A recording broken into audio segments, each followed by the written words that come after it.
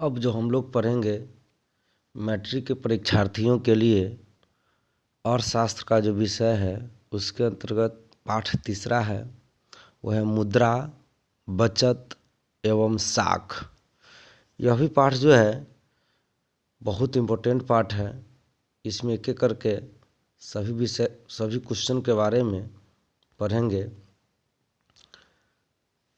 इसमें जो पहला क्वेश्चन है आपके एक्सरसाइज का वह है कि वस्तु विनिमय प्रणाली क्या है।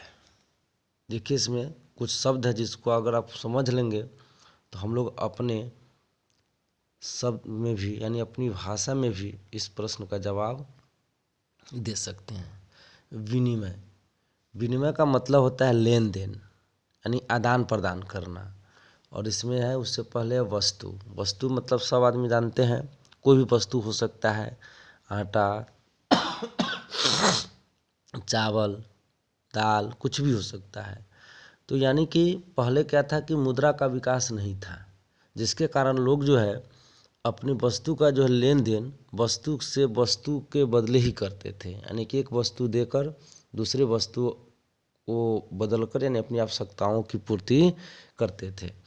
अभी भी गांव घर में देखते हैं हम लोग कि किसी के पास गेहूं है और किसी के पास चावल है, तो वो क्या करता है, गेहूं देकर चावल बदल लेता है या उसका जो उचित जो मूल्य है वह लगाकर भी अपने वस्तु का आदान प्रदान कर लेता है। लेकिन ये अभी की बात है, लेकिन पहले क्या था कि मुद्रा तो था नहीं, तो लोग एक वस्तु के बदले दूसरे वस्तु को लेकर अपनी आवश्यकताओं की पूर्ति करता था। ये पहला जो प्रश्न है इसमें कह रहा है कि वस्तु विनिमय प्रणाली क्या है। तो वैसी प्रणाली जिसमें एक वस्तु के बदले में दूसरे वस्तु के साथ वस्तु का आदान प्रदान होगा। इसमें मुद्रा का कहीं कोई चर्चा नहीं है, सिर्फ वस्तु के बदले ही वस्तु का आदान प्रदान होगा।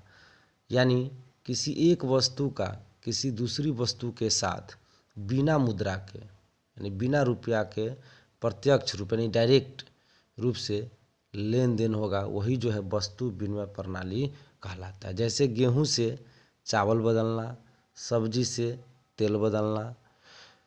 ठीक है, अब जो हमारा नेक्स्ट क्वेश्चन है वह है कि मौद्रिक प्रणाली क्या है। जस्ट इसका उल्टा है।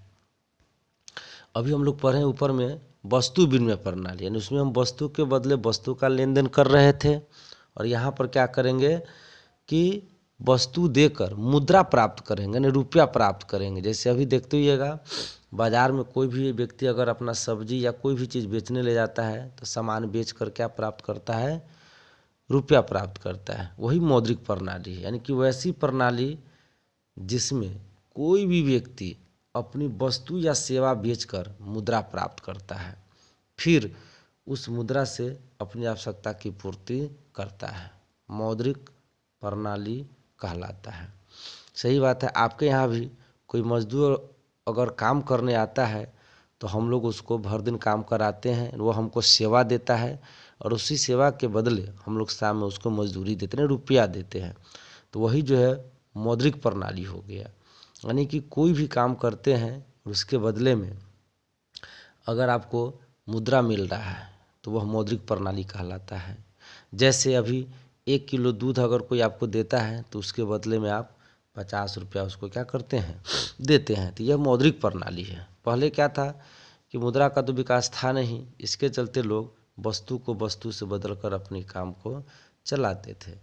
अब जो है नेक्स्ट प्रश्न है कि मुद्रा की परिभाषा दीजिए, यानी कि मुद्रा है क्या, मुद्रा की परिभाषा दीजिए।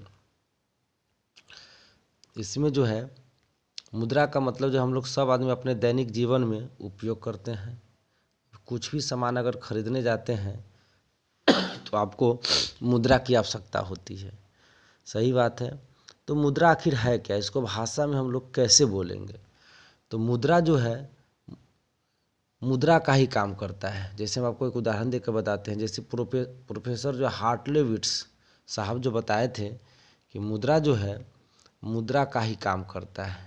जैसे अगर आप कोई मतलब 50 रुपया लेकर जाते हैं मार्केट में कोई भी सामान खरीदने, तो आप कितना का सामान खरीद के लाते हैं? 50 रुपया का है। यानी किसी भी वस्तु के ऊपर अगर 50 रुपया दाम लिखा हुआ है तो आप उसके बदले कितना रुपया देते हैं? 50 रुपया। यानी कि आपको मुद्रा के बदले ही एक तरह से मुद्रा का काम कर रहा है। जैसे रिचार्ज आपको करना है, 100 रुपया का रिचार्ज करना है या 99 रुपया का रिचार्ज करना है, तो आप 99 रुपया डालते हैं और 99 रुपये का आपका क्या होता है? रिचार्ज होता जाता है।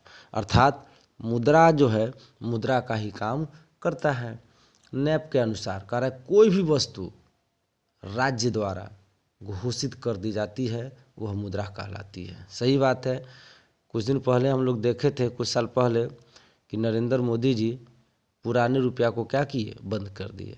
बोले कि आज के बाद यही रुपया जो हमारा 2000 का नोट होगा या 500 का नोट होगा, तो उस समय से अब हम लोग उसी मुद्रा को 500 2000 का क्या कर रहे हैं? मानने लगे हैं। यानी कि सरकार द्वारा, राज्य का मतलब हो गया देश द्वारा, कोई भी चीज़ को अगर वह घोषित कर दे कि आज के बाद यही मुद्रा है, तो हम लोग उसको क्या मानने लगते हैं? मुद्रा मानने लगते हैं। इस प्रकार वह वस्तु जो लेन देन के माध्यम में हो, मूल्य का मापक करता हो, जो कोई भी वस्तु का दाम लगा लेता हो, या ऋण के भुगतान, किसी से हम लेन देन कर्जा लेते हैं या तो उसको हम लेन देन करते हैं, उसका जो मापदंड है तथा जमा करने के साधन के रूप में कार्य करती है, मुद्रा कहलाती है। यानी कि आप कोई भी भविष्य के लिए अगर जमा कर रहे हैं रुपया, कोई परेशानी नहीं है। तो नैब साहब जो है कहा कि कोई भी वस्तु जो राज्य द्वारा घोषित कर दी गई वही क्या कहलाएगी? मुद्रा कहलाएगी। यानी कि मुद्रा जो है लेन देन का माध्यम है। कोई भी चीज़ खरीदते हैं या बेचते हैं तो उसी बीच में माध्यम बन के आ जाता है क्या?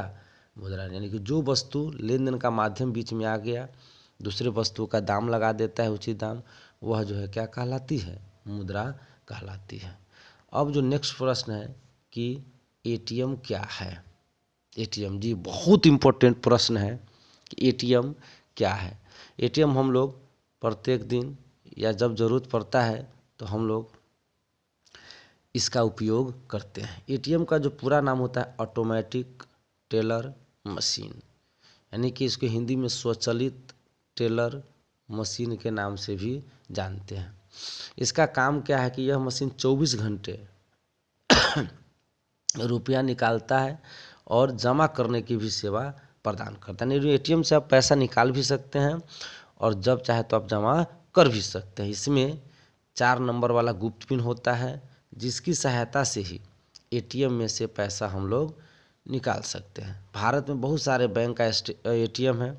एसबीआई है, state bank of India, Allahabad, Indian bank इत्यादि बैंक का जो है मशीन मार्केट में है।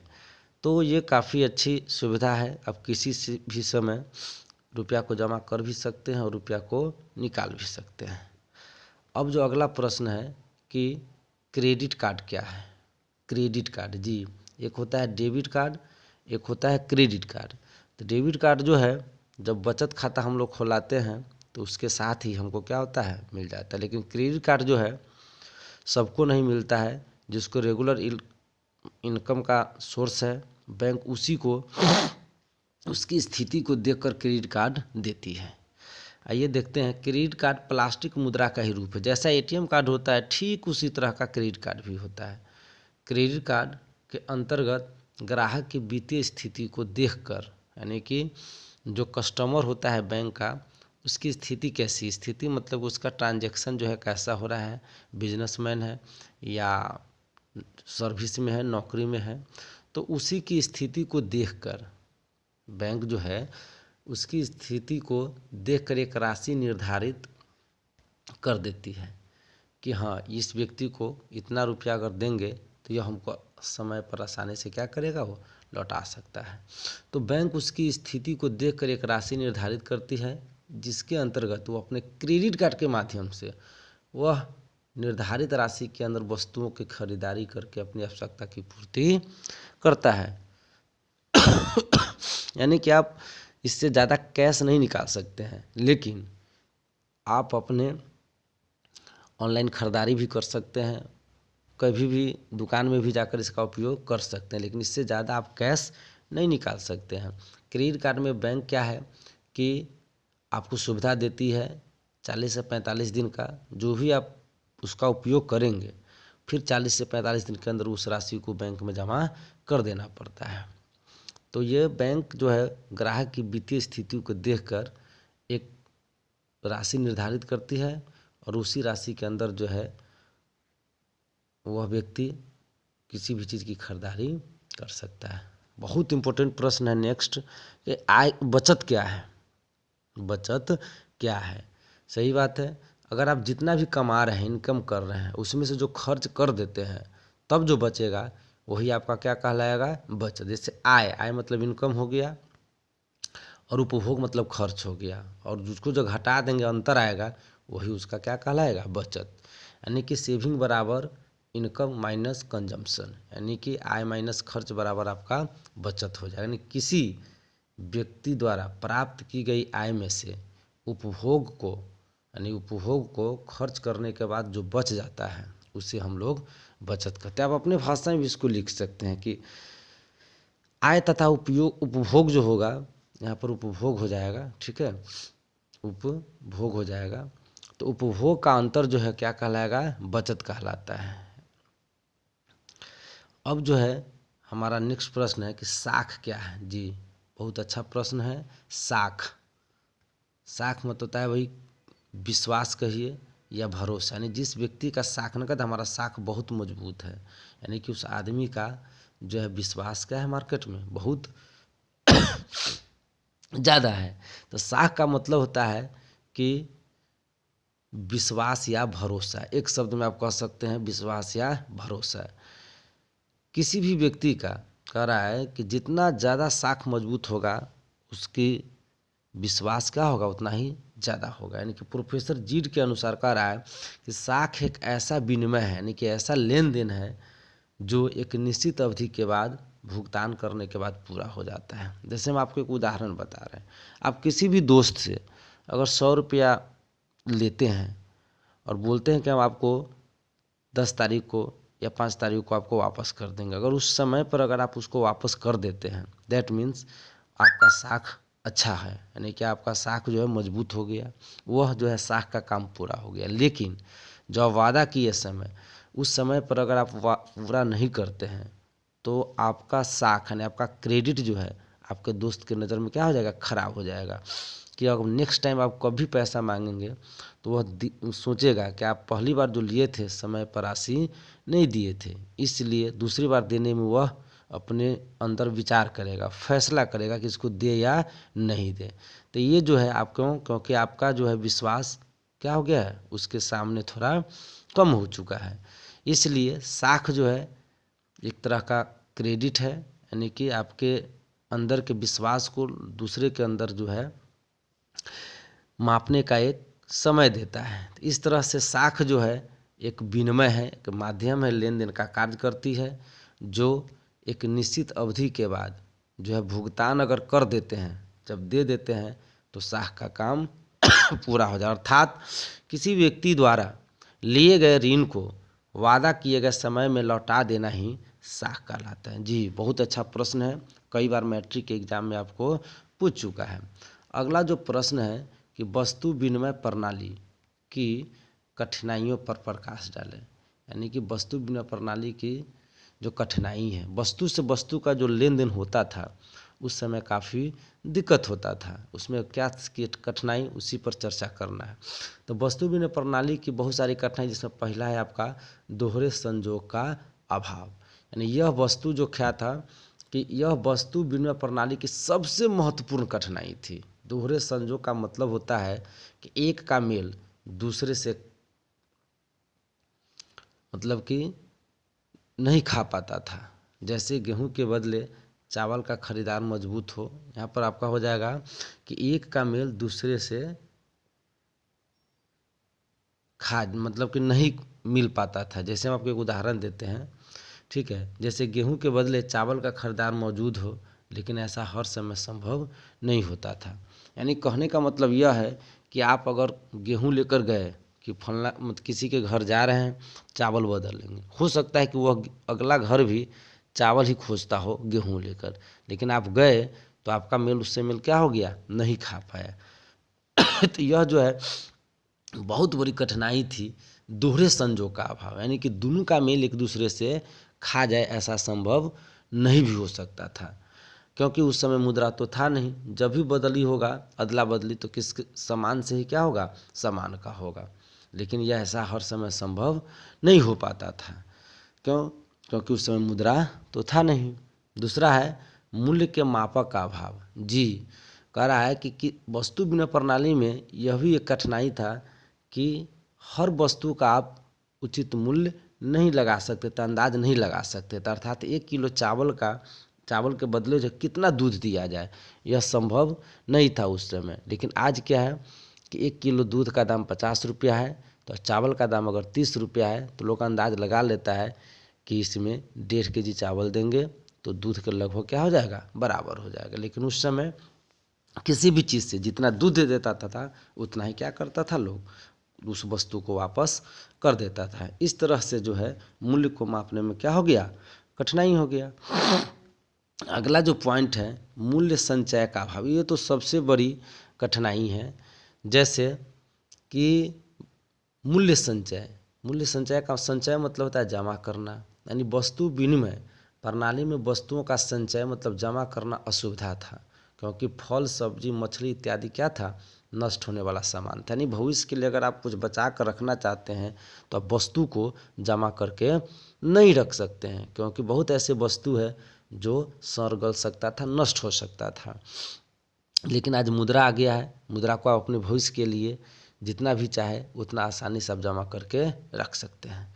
अगला जो समस्या था वह था मूल्य हस्तांतरण की समस्या। जी, यह भी एक समस्या था वस्तु विनिमय प्रणाली की, यानी कि कोई भी व्यक्ति अगर एक स्थान छोड़कर और दूसरे स्थान तक पर जाता था तो उसको जो है वह वहाँ से उसको जो है हानि हो जाता था। जैसे देखिए कैसे हानि होता था, यानी कि इस प्रणाली में जो है जब कोई व्यक्ति एक स्थान छोड़कर जब दूसरे स्थान पर, ठीक है, दूसरे स्थान पर बसना चाहता था, दूसरे स्थान पर बसना चाहता था तो उसे संपत्ति छोड़कर जाना पड़ता था, क्योंकि उसे बेचना कठिन था, क्योंकि उस समय रुपया तो था नहीं, तो कोई ज़मीन के बदले दूसरी जगह कैसे ज़मीन देगा। यह भी जो है बहुत बड़ी कठिनाई था। अब जो नेक्स्ट प्रश्न है कि मुद्रा के आर्थिक महत्व पर प्रकाश डाले। जी, मुद्रा का जो है हमारे जीवन में, आर्थिक जीवन में बहुत महत्व है। कह रहा है कि वर्तमान समय में मुद्रा का महत्व बहुत अधिक है। आज का आर्थिक जगत मुद्रा के बिना एक क्षण भी जिंदा नहीं रह सकता है। जी, अगर आपके पास रुपया नहीं है तो आप मेंटली, मानसिक रूप से कहीं ना कहीं आप परेशान रहते हैं। इस तरह से जो है मुद्रा के बिना एक क्षण भी आप जिंदा नहीं रह सकते हैं। इसलिए अर्थशास्त्री ट्रेस्कोट ने कहा है कि यदि मुद्रा हमारी अर्थव्यवस्था का हृदय अगर नहीं है तो रक्त स्रोत तो अवश्य है। क्यों? क्योंकि अगर हृदय अगर जिंदा है तो वह रक्त से ही जिंदा रह सकता है, यानी कि आप मुद्रा के बिना जीवन में जिंदा जो है संभव नहीं रह सकते हैं। इसमें और सारी बातें कही गई कि एक अर्थशास्त्री प्रोफेसर मार्शल ने भी कहा है कि मुद्रा वह धुरी है, धुरी मतलब वह केंद्र है जिसके चारों तरफ संपूर्ण आर्थिक विज्ञान चक्कर काटता है, यानी पूरा संसार जो है उसी मुद्रा के चारों ओर घूम रहा है। मुद्रा के लिए कोई काम कर रहा है, मुद्रा कैसे आए जिससे हमारा जीवन चल सके, इसी के बारे में वो लोग सब जो है सोचते रहता है। इस तरह जो है मुद्रा का आविष्कार जो मानव के लिए महत्वपूर्ण खोज साबित हुई है, जिस पर संपूर्ण व्यवस्था ही आधारित है, यानी पूरे संसार का, विश्व का जो है व्यवस्था इसी पर क्या है, आधारित है।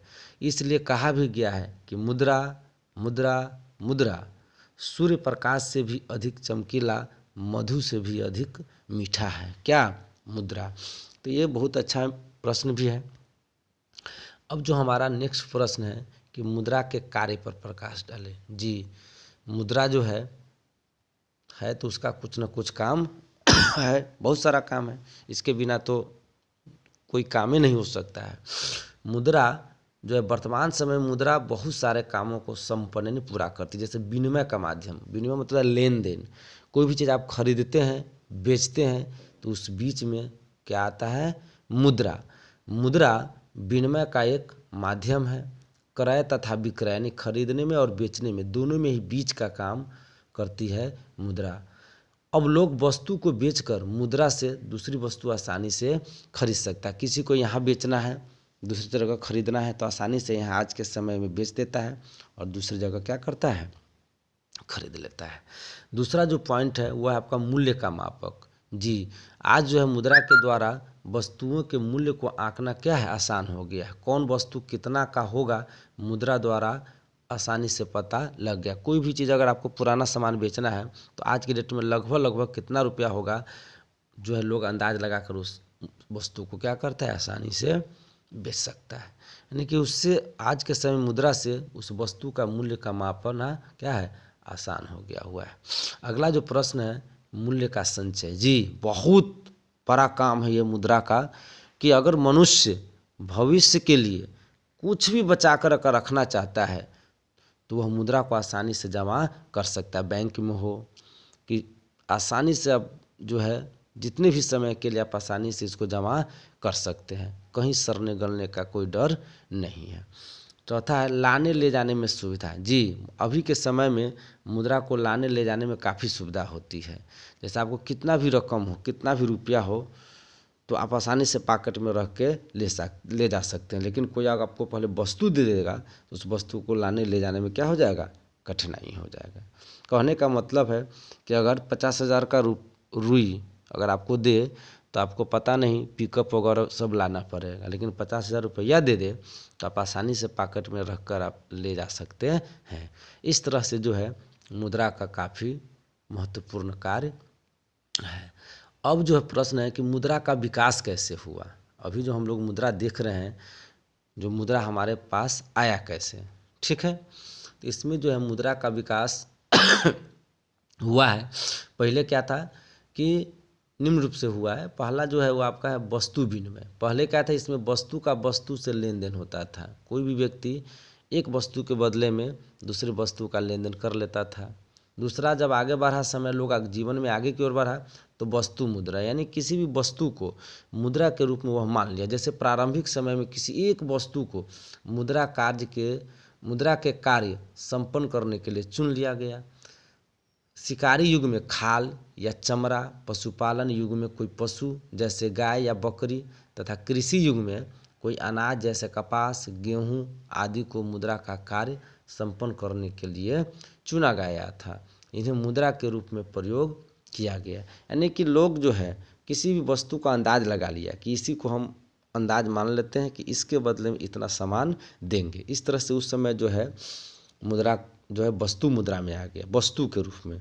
जब आगे बढ़ा लोग जीवन में तो तीसरा है धात्विक मुद्रा, यानी कि किसी धातु को जो है मुद्रा बना। जैसे वस्तु मुद्रा द्वारा विनिमय करने में अनेक कठिनाई का सामना करना पड़ता था। अब क्या किया वो कि धातुओं का प्रयोग जो है मुद्रा के रूप में करने लगे। यानी कि पहले क्या था कि लोग वस्तु से वस्तु का उपयोग किया, उसके बाद वस्तु मुद्रा के रूप में किया, और जो है धात्विक मुद्रा जो आया तो उसमें क्या किया कि वस्तु द्वारा विनिमय करने में अन्य कठिनाई का सामना करना पड़ता था। अब जो है लोग धातु का मुद्रा का प्रयोग करने, धातु का कोई भी सामान बना लिया और उसी से वह अदला बदली लेन देन का काम किया। चौथा था सिक्का, जो क्वाइन है, जो आज के समय भी हम लोग को 1 रुपया, 2 रुपया, 5-10 रुपया का क्वाइन देखने को मिल रहा है। धातु मुद्रा के प्रयोग में धीरे धीरे कुछ कठिनाई आने लगी। इन कठिनाइयों को दूर करने के लिए ही सिक्का का प्रयोग किया जाने लगा। सोना, चांदी आदि से बना वह वस्तु जो देश की सार्वभौम सरकार की मोहर से चलता है उसे सिक्के के रूप में जाना जाता है। जैसे आज सरकार जो है 5 रुपया, 10 रुपया, 20 रुपया का जो उस पर मोहर मार दिया कि ये इतना रुपया का है, उसी को लोग जो फॉलो कर रहे हैं और उसी को जो है सिक्का के रूप में मानकर चल रहे हैं। लेकिन इसमें भी कठिनाई था। अगर 1 लाख का कोई सिक्का दे दे तो आपको एक पिकअप पर, एक मोटरसाइकिल पर ले जाना पड़ेगा, इसलिए इसमें भी कठिनाई था। तब जो है लोग आगे बढ़ा तो लाया क्या, पत्र मुद्रा। यानी कि कागज़ के रूप में। सिक्के को एक स्थान से दूसरे स्थान में ले जाने में काफ़ी कठिनाई होती थी, इसलिए पत्र मुद्रा का प्रचलन हुआ, यानी कि कागज़ का। वर्तमान में विश्व के प्राय सभी देश में पत्र मुद्रा का ही प्रचलन है। देश का केंद्रीय बैंक कागजी नोट का प्रचलन करता है, वही जो कागज़ के रूप में आसानी से उसको पॉकेट में रखने में ले जाने में क्या हो रहा है, सुविधा हो रहा है। अगला जो पॉइंट है वो था कि साख मुद्रा, यानी पत्र मुद्रा के बाद क्या आया, साख। वही आधुनिक समय में अभी जो देखिएगा चेक है, हुंडी है आदि विभिन्न प्रकार के साख पत्र मुद्रा का कार्य करते हैं, इनको ही साख मुद्रा कहा जाता है। यानी चेक अगर आप किसी को चेक पर लिख दिए कि इस पर जो है 10,000 रुपया भर कर आप दे देते हैं, तो अगला समझ जाता है कि हमको जो 10,000 आसानी से क्या हो जाएगा, मिल जाएगा। नहीं कि आज का चेक जो है आपका मुद्रा का काम कर रहा है। उसके बाद है प्लास्टिक मुद्रा। अभी देखिए हम लोग के पॉकेट में एटीएम का कार्ड जो रहता है वह प्लास्टिक मुद्रा, प्लास्टिक का रहता है, इसलिए उसको प्लास्टिक मुद्रा कहा जाता है। आजकल प्लास्टिक मुद्रा का प्रचलन जोरों पर है। प्लास्टिक मुद्रा में एटीएम सह डेबिट कार्ड और क्रेडिट कार्ड प्रसिद्ध हैं। ये दोनों जो है अभी सबसे ज़्यादा फेमस है। अब तो लोग गूगल पे, फ़ोन पे भी करने लगा है, वो भी एक मुद्रा का ही रूप है, फ़ोन पे भी भेज देता है। अगला जो है एटीएम सह डेबिट कार्ड। जी, आर्थिक विकास के इस दौर में बैंकिंग संस्था के द्वारा प्लास्टिक के एक टुकड़े को भी मुद्रा के रूप में प्रयोग किया जाने लगा है। प्लास्टिक के मुद्रा का एक रूप है एटीएम है, और आराम से आप एटीएम में जाके उस प्लास्टिक से एटीएम कार्ड से आप पैसा क्या कर सकते हैं, निकाल सकते हैं। अगला जो है साख पत्र क्या है, साख पत्र, ये भी जो है अच्छा प्रश्न है। साख पत्र क्या है? साख पत्र से है साख पत्र से हमारा जो मतलब है उन साधनों से है जिनका उपयोग साख मुद्रा के रूप में किया जाता है, यानी कि विश्वास के रूप में। साख पत्र के आधार पर साख या ऋण का आदान प्रदान होता है। वे वस्तुएं एवं सेवाओं के क्रय विक्रय में विनिमय के माध्यम का कार्य करता है। अतः साख पत्र मुद्रा की तरह ही काम करता है। यानी साख पत्र जो है एक तरह से मनी ही है, रुपया ही है, मुद्रा ही है जो काम करता है। मुद्रा एवं साख पत्रों में अंतर यह है कि मुद्रा कानूनी ग्राह्य होता है, जबकि साख पत्रों की कानूनी मान्यता प्राप्त नहीं। यानी मुद्रा आपको हर हाल में लेना पड़ेगा, कोई दे रहा है तो। लेकिन साख पत्र क्या है कि लोगों की इच्छा के ऊपर है, मन है तो चेक लेगा, नहीं मन है तो चेक नहीं लेगा। इसी तरह से जो है अतः साख पत्रों के लेन देन के कार्य में स्वीकार करने के लिए किसी को बाध्य नहीं किया जा सकता है। यानी कि आपको ज़बरदस्ती कोई किसी को नहीं दे सकता है, कहेगा नहीं हमको कैश चाहिए तो कैश ही दीजिए कहेगा, लेकिन कैश अगर कोई कहेगा हम नहीं लेंगे तो वहाँ पर वह बाध्य है लेने के लिए। साख पत्र का जो प्रकार है, पहला है चेक। चेक हम लोग भी देखे हैं, ठीक है। चेक पर क्या है कि चेक सबसे अधिक प्रचलित साख पत्र मुद्रा है। चेक एक प्रकार का लिखित आदेश है जो बैंक को आदेश देता है कि उस पत्र में लिखी हुई रकम यानी रुपया उसमें लिखित व्यक्ति को दे दी जाए। यानी चेक पर आप रकम लिख दिए 10,000 और नाम ABCD कुछ भी लिख दिए तो वो बैंक उस व्यक्ति को उतना रुपया आपके खाता से काट कर दे सकता है। दूसरा है बैंक ड्राफ्ट। बैंक ड्राफ्ट है कि बैंक ड्राफ्ट वह पत्र है जो एक अपनी किसी शाखा या अन्य किसी बैंक को आदेश देता है कि उस पत्र में लिखी हुई रकम उसमें अंकित व्यक्ति को यानी उसमें लिखित व्यक्ति को दे दी जाए। बैंक ड्राफ्ट के द्वारा आसानी से कम खर्च में रुपया एक स्थान से दूसरे स्थान पर भेजा जा सकता है। यानी कि बैंक ड्राफ्ट जो होता है आपके खाता में रुपया रहेगा तब बैंक ड्राफ्ट बनेगा, लेकिन चेक जो है आपके खाता में रुपया नहीं है फिर भी आप चेक काट के किसी को दे सकते हैं।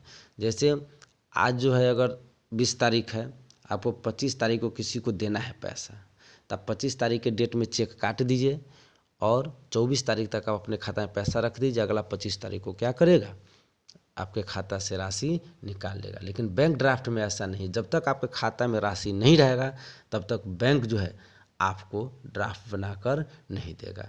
इससे आप आसानी से कम खर्च में एक स्थान से दूसरे स्थान पर पैसा भेज सकते हैं।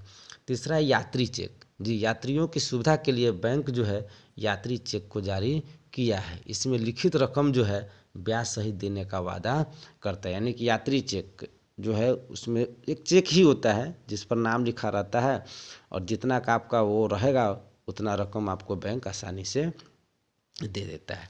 प्रतिज्ञा पत्र, इस पत्र में ऋण की मांग जो है पर एक निश्चित अवधि के बाद उसमें अंकित रकम ब्याज सहित देने का वादा करता है। यानी कि इस पर एक लिखा जाता है किसी व्यक्ति को कितनी अवधि के बाद कितना रकम इसको राशि जो है देना है। इस तरह से आधुनिक समय में साख एवं पत्रों का महत्व काफ़ी बढ़ गया है। सभी तरह से यह क्या है, एक तरह से मुद्रा ही है और मुद्रा का ही यह एक क्या है, रूप है। इस तरह से हम लोग देखे हैं कि पाठ 3 में जो है मुद्रा, बचत और साख, इस सब को हम लोग जो है पढ़े हैं। इस पाठ में इतना ही पढ़ना है। बहुत जल्द जो है हम मॉडल सेट के रूप में जो है ला रहे हैं, हर विषय का एक मॉडल सेट चालू करने जा रहे हैं जो आपको एग्ज़ाम में काफ़ी महत्वपूर्ण साबित होगा। ठीक है, अगर आपको ये पढ़ाई अच्छा लगता है तो अपने दोस्तों को शेयर कर सकते हैं।